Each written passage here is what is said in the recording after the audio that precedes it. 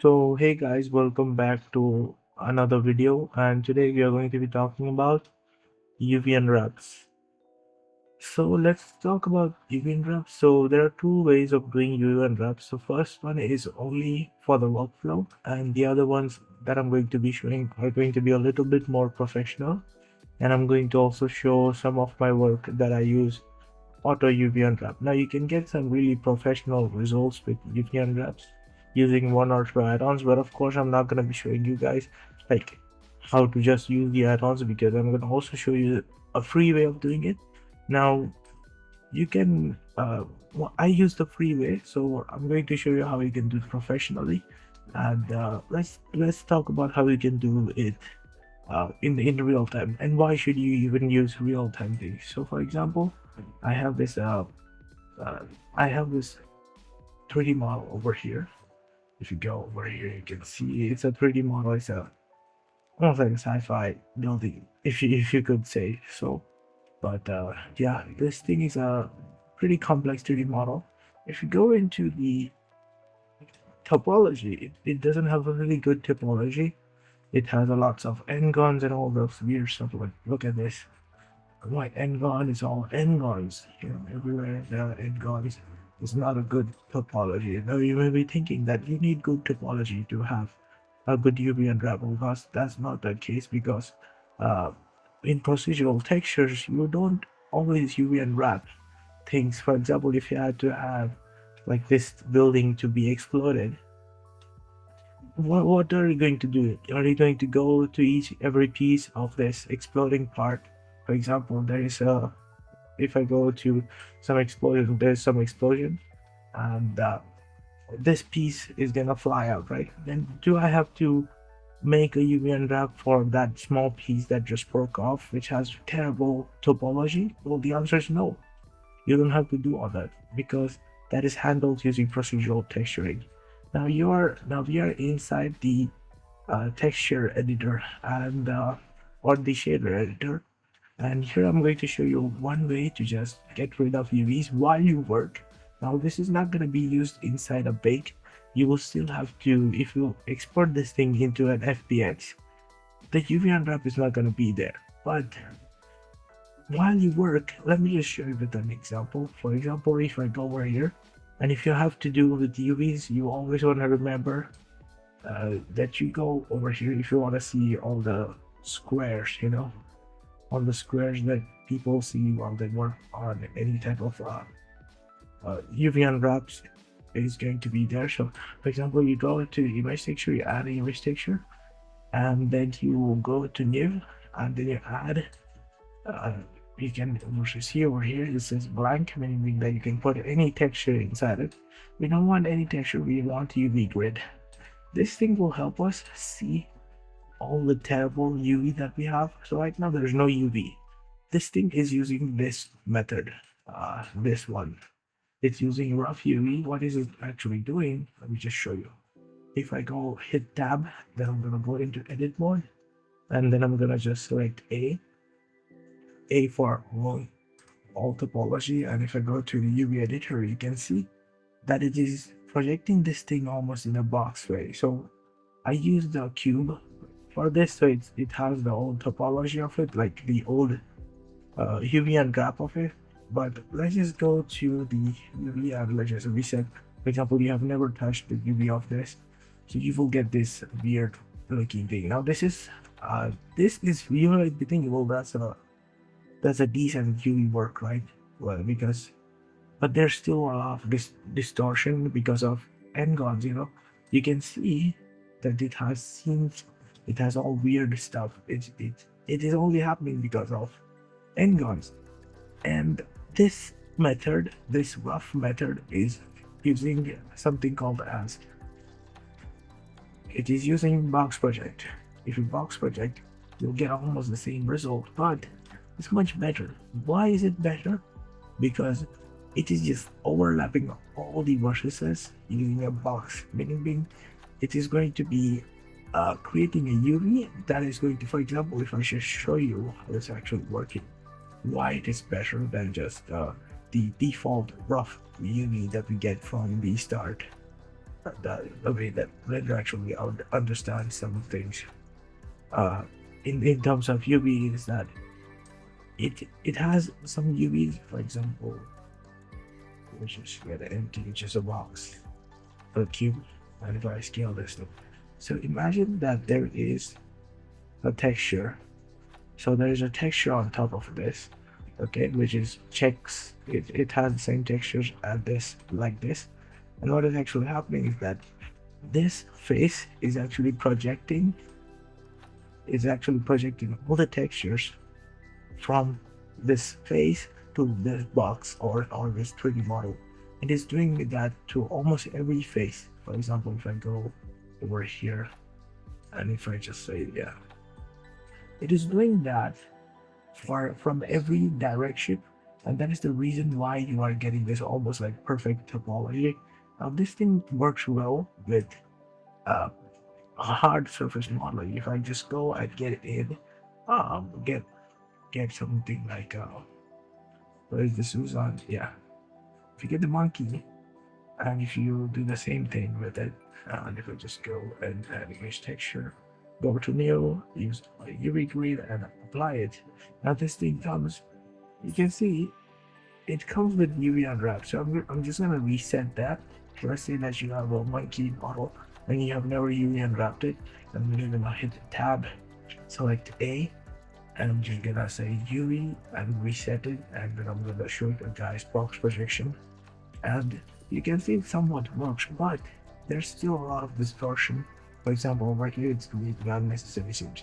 Now you might be thinking, well, this is a tutorial of UV unwrapping and you have never used the seam yet inside of like Blender, because this is a workflow one. Meaning that while you model your objects, it's gonna update as per to that. Now this is not gonna update. For example, if I go to the edit mode of the cube, if I go to this and if I just, let's say, extrude that, and it just goes crazy. Now you will be thinking, yeah, just go to the options. If this happens to you, well, the good thing that you can do is you can just use connect face attribute, and then you can just extrude. Right now this is updating in real time, but let's say that you manual some stuff, you know, and then you can see that it is updating in real time. Now you can still see that you are getting like these weird signals and all. But it's happening because it's a box project, and the box project has its own limitations. But if you want to keep your UVs clean and not mess your UVs up, what you can do, let me just reset the UVs. For example, if I just go here and if I reset the UVs, and now what I'm going to do, I'm not going to even touch the UVs. For example, you just want clean UVs and you don't want to mess with your UVs while you work with your stuff and make it completely procedural. You can even keep this thing off. You can just go over here into edit tab, and then you can just go over here to press this thing out. Now if you extrude anything, it's gonna go crazy. It's gonna go crazy, right? Now the way that you can do it is, the first step is the real-time UV file. With the rough UV you can get some pretty good results in real time too. But if you want to really good, if you don't really want to mess around with the UV and so that it gets messy and you have to reset all of that, you guys can use this using just the shader thingy. That's what I use most of the time, and it is using box project inside of the shader editor, so that you don't have to worry about your UVs getting messed up. Now you're thinking, oh, whoa, that's a crazy thing, you know, like it's all messed up. Why is it done? So you can just go hit Control T. You need to turn on no wrangler as the analog, and you can just Control T. Press select the image texture and just hit Control T, and you will get some pretty good like you will get all these nodes, which if you use all the time. So to get the box projection inside of shader editor, you can just do this. Boom, now you have a box projection inside your shader editor, and your UVs are this. your UVs are not affected. They stay the same, and it's using the same uh, example that I gave you guys. Like it's kind of like doing the like projecting everything, but now without UVs, it's doing it using regenerated coordinates. You can also use the object. It's not gonna make a huge difference. Object is more used for procedural textures because you can like kind of move these things using you can select an object, like for example I am empty over here. I can change the textures using the object coordinate over here, but let's keep it generated, keep it simple. You can also see how it looks. So it creates almost like it creates a projection from every single side, and that's pretty cool, right? And yeah, that's one way to do it. And these are the two ways that I give you. Is this one way is to do UVs using box project. Now box projects are pretty weird UVs, like you guys can see it. It's pretty nasty and it's not professional. But these are just used for real time things. So there are two ways, as I told you. One is to box project inside of the shader editor, and one way is to use it inside of your UVs using this thing called correct face attribute, so that you can extrude and your UV stays pretty normal, but it's not normal. It's not perfect. It is not perfect because these are not perfect UVs that you're getting all the time. These are just rough workflows, so that while you make it into something, like I can give you an example, right? Let's just remove this, check your texture, and I can just go over here, add a random texture to it. Right now I have this texture. Let's say I'm modeling this like 3D model, and if I want to just have a texture on top of this thing while I work on the texture, so that I can make decisions that I want to change this or change that on the time. And this thing doesn't have to be perfect, right? You don't need perfect UVs for a preview, right? And now let's see how you can do stuff professionally, or you can do some clean UVs without any things like artifacts like these, using just simple techniques. So first one is the free version, or somewhat free version of it. No, the complete free version of it, and you can get some pretty good results with this one. And I will just like a little bit more topology to it, so we can like there's not a lot of curvature inside this model. Now these techniques work well for hard surface modeling. If you're doing organic like modeling, for example character creation or something like that, it can be a little bit annoying to work with them, but it can be annoying to do that, but you have to do the traditional way. But if you're working hard surface modeling like I do, then you guys wouldn't have like much more problem doing quantum UV unwrap. Now I'm going to show you how to do it. So I have this model. I had added a sphere or cylinder over here, so that I can like show you if you have a lot of curved surfaces and how you can fix that and all that stuff. Let me just make it a little bit more complex. If I just insert it, and then I can just extrude it. Just insert it again and extrude it. Okay, so that's complex enough. Pretty simple still, but if I just go through that and shift, just go to shades from it and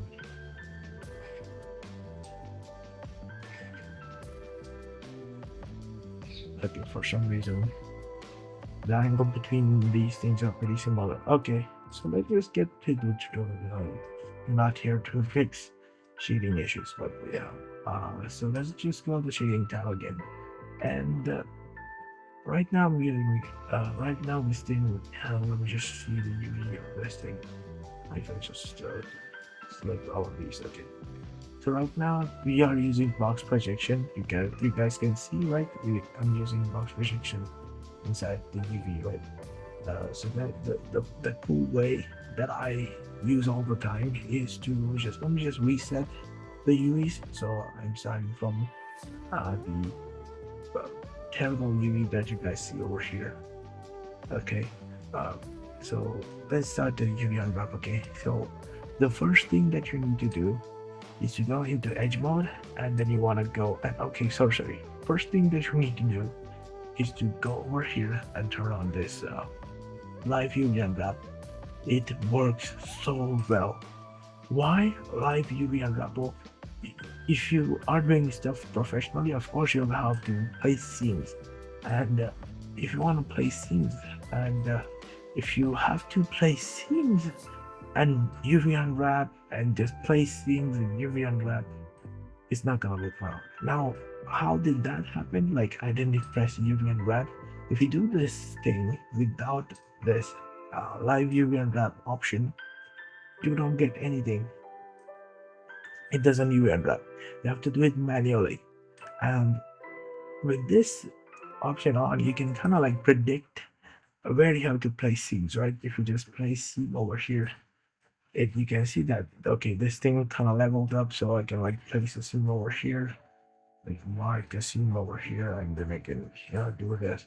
But then you're not here to do this, right? You're not here. You're watching this video so that you don't have to place scene manually. And I'm gonna teach you. This thing is going to give you a really nice rough base of placing scenes where you want to place it. Now, let's go to the select tab. You make sure that you are in the edge mode over here, and you just go over here into the select, into the select over here, up right over here in the what do you call the place where you change the general settings of the tab. Select and go to the edge, sharp edges, and basically over here you want to have like 45. So what is happening is that you're just selecting all these sharp edges. That most of the time turns out to be the U or the seams. Now, if you are a professional, if you have worked on a long time, UV unwraps on box or hard surface modeling can get complex, and selecting all these edges just gives you a base of UV unwrapping. Okay, for example, if I just now select all of these edges, once they are selected, I just have to do mark seam. 90% of my work is done like that. You can see that it gives me already pretty good UV with just one step. How crazy is that? You don't need any fancy add-ons to do it, but you can see over here, it's not a good thing. It's totally gone. It's pretty weird, right? So to fix all of this, like if you have curved objects, there's not a lot of curving happening inside of this 3D model. So what I'm going to do, you can still see that there are some places. For example, there is a seam over here. I don't need a seam over here. If you have ever UV unwrapped, you know where there should be seam and where there should not be a seam. Like for example, this seam is perfect because it's blending the texture right in, and this thing's terrible. So to fix that, we are going to use, as you can see, X-Like plus UV project, UV Smart project. So now we'll just select all of this, and I'm just gonna go to UV Smart project, and I'm just gonna say UV unwrap, and boom. That's pretty good, but still not super good. Because if you have ever seen that, cylinders are different than cubes. Cubes and cylinders, they are just different to be UV unwrapped. And the way that you can UV unwrap them, if you have to place manually over here, and that is, you have to place a seam. Whenever you are trying to UV unwrap a cylinder, it's pretty easy. All I need to do is to place a seam right where the cylinder is there, like on the surface, and you divide the cylinder into half using one seam. So if you go here and if I mark seam, you can see that it recalculates everything, and now you can see that it's slightly better. It's not super better, but it's getting there. And then I'm gonna go over here, mark, and I'm gonna go over here and mark seam, okay. And then I'm gonna do just this thing again and again. And I'm gonna mark this, and then I'm gonna do mark seam, and I'm gonna just do maximum. Okay, you are thinking, well, this is not still pretty good, right? It's not a good UV unwrap. The hard surface modeling one is pretty good, but the curves are not good. Like they are not doing well. Well, what you can do is that you can just turn this thing like that. If you click over here, what will happen is that whenever you select an object inside of your edit mode, it will only show up over here. Then only the uh, UVs will show up on the UV editor. But if you click on this button, which is called UV sync selection, and it will show all the UVs while you select objects. So it's gonna change everything while you do. So you don't have to select this. Now over here, if we go to this place, and you guys can see that we need to recalculate all of these because now we have place seams.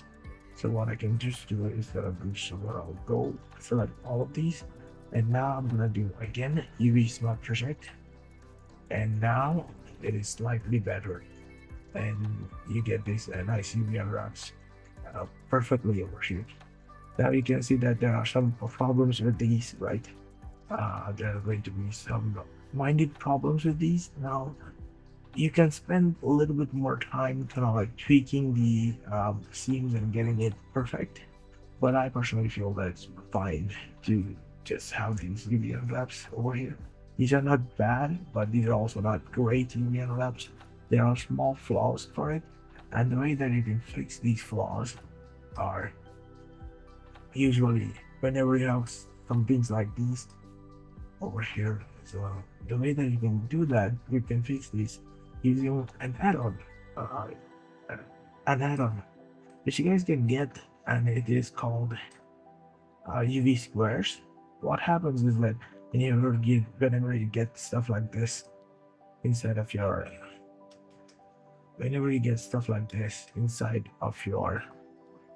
UVs, you just have to you always have to like do some stuff like, oh, I will have to align X and Y. What this thing does is that you select this and you just straighten this thing out. It's pretty easy, and you can do this, and you can just see over here. I got this guy over here, and I'm just gonna say do it by like that. So now it's gonna straighten that thing, and yeah, that's gonna fix some of the problem. And now with this thing done, what I'm going to do, I'm gonna select all of this, and I'm gonna UV unwrap again. But now this time I'm going to show you some minute things that can change everything. First thing that you might be in the horizontal one, you want to have this thing. You or it could be, I don't know. You always want aligned axis turned on, and you can set this margin aligned. You see, align margin is about the distance between each of these UV islands that you can get. For example, you see 0 is extremely fine, and you want to scale to bounce so that if, for example, over here, this thing is going out of the texture, like the texture thing. Now it will repeat, but it's going out of the texture, so you don't want that, right? So you will just select all of this and just unit out that, and you will get this UV, which is going to be slightly better than that, better than most of the UVs you will get online. So these are some one or two things that you can make. UV packing or UV master packer, I don't have the add-on right now, but UV master packer allows you to reduce the amount of space that it takes most of the time, and it's pretty cool to use this add-on. You can pack some stuff. Let me just show you the work that I use by these techniques on, and let me just show you. All right, okay, so we are here inside my project. So this is going to be like my portfolio piece. Now, yeah, you may be thinking, well, that's terrible, guy. You're not gonna make it into like the professional people and all that stuff. And the answer is yeah, pretty much. But I'm an indie artist. I'm working on a short film. I don't have much time to UV unwrap this mess. Like imagine UV unwrapping this thing piece by piece. And the cool thing, my type of modeling is that I use whenever I do 3D modeling, I use one object. I model inside one object. These are not separate pieces. And if you go into the render view, it's a pretty complex object. You can see the UVs are pretty good and there are no distortions. There are even alphas over here. There are text, nothing is distorting, and it's all done. Let's just select all of this. If you go into the edit mode, you can see that it's pretty much done using the edge select and all that. Let me just show you the UV map of these objects. So mode, and if I select them, you guys can see that this is pretty good UVs that you get from just edge select, and these are pretty good packed. These are pretty nicely packed in there. There's still some like circles. You don't want these things. Also this thing, end guns everywhere. Well, this is terrible. This is terrible, by the way, but it looks fine. If you're working on an indie project or you're just a beginner, this is a pretty good way to start. But if you really want this thing on the art station, and if you're really trying to make good stuff using this stuff, don't use these techniques, but you can use these techniques to get a base for your work. And I use this thing as a base. This whole project is about sci-fi panels. I'm trying to make sci-fi panels inside Blender, completely inside Blender. And the cool thing about this thing is that I'm gonna use retopology. I'm gonna retopolize all these meshes, and I'm gonna do UV unwrap again. And it might sound like a lot of work, because it is a lot of work, and it's not acceptable in professional work to actually have terrible UVs and end guns everywhere. You might be thinking, well, that's pretty clean, it looks fine. It doesn't matter if your project looks fine and everything is good. It doesn't really matter unless and until your topology is clean. Many people say that your topology doesn't matter, but it does matter. And these ways that I told you are just helping tools to get you through faster. If you're a new 3D artist, is probably gonna help you more than it's gonna hurt you. But yeah, don't make this thing into a habit. I'm going to do UV unwrapping more to get these things compact. And first thing first, lots of end guns inside this model, so I also have to fix this. Even if it looks good, and if it looks like it doesn't have a lot of artifacts, like shader artifacts onto this model, it still needs a lot of shaping and needs a lot of polishing, I would say, to become a professional asset to be used by a studio.